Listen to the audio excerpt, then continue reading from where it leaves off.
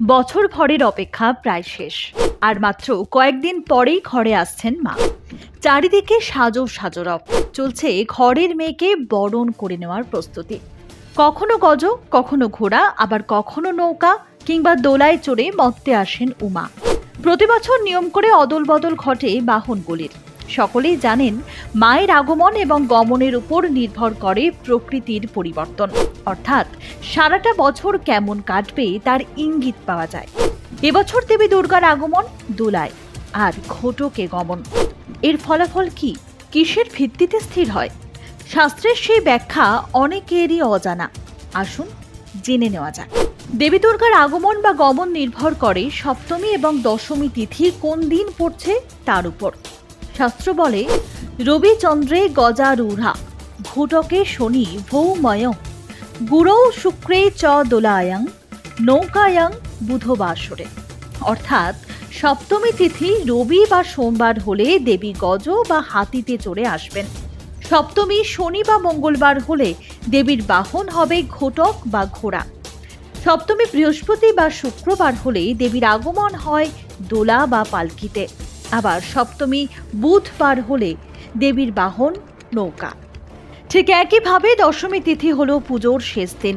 এই তিথির সাপ্তাহিক অবস্থান দেখে স্থির হয় মায়ের গমন হবে কোন বাহনে চড়ে।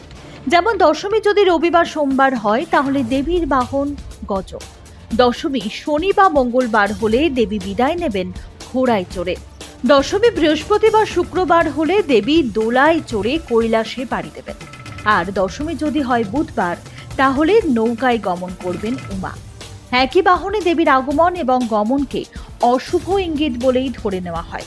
চলতি বছর সপ্তমী পড়েছে বৃহস্পতিবার, তাই শাস্ত্র অনুযায়ী দেবীর আগমন দোলায়। আবার দশমী পড়েছে শনিবার, যার ফল ঘোটকে গমন করবেন উমা। পঞ্জিকা মতে গজ হলো দেবীর শ্রেষ্ঠ বাহন। ধর্মীয় বিশ্বাস, দেবীর আগমন বা গমন গজ অর্থাৎ হস্তিতে হলে মর্তলোক সুখ শান্তি সমৃদ্ধিতে ভরে ওঠে। মনে করা হয় আগামী বছরটা অত্যন্ত সুখ আর সমৃদ্ধিতে ভরে উঠবে। আবার দেবীর আগমন বা গমন দোলা অর্থাৎ পালকিতে হলে মহামারী বা মরক তুল্য বিষয় ভোগার আশঙ্কা থাকে। দেশ জুড়ে দেখা দেয় মহামারী, ভূমিকম্প, খরা বা যুদ্ধের মতো ভয়ঙ্কর অস্থির পরিস্থিতির। মা দুর্গা যদি ঘোড়া বা ঘোটকে চড়ে আসেন বা বিদায় নেন তাহলে মনে করা হয় ধ্বংসাত্মক কোনো ঘটনা ঘটার আশঙ্কা রয়েছে। দেবীর আসা বা যাওয়া নৌকায় হওয়ার অর্থ বন্যা। তবে নৌকায় আগমন বা গমনের ফল হিসেবে শস্যপূর্ণ বসুন্ধরাকেও বোঝানো হয়, কারণ বন্যায় চারিদিক জলমগ্ন হলে প্লাবন পরবর্তীকালে পলিপূর্ণ ভূমিতে চাষাবাদ ভালো হয়, ফলে ধরিত্রী হয়ে ওঠে শস্য শ্যামলা। ব্যুরো রিপোর্ট, আজ বিকেল।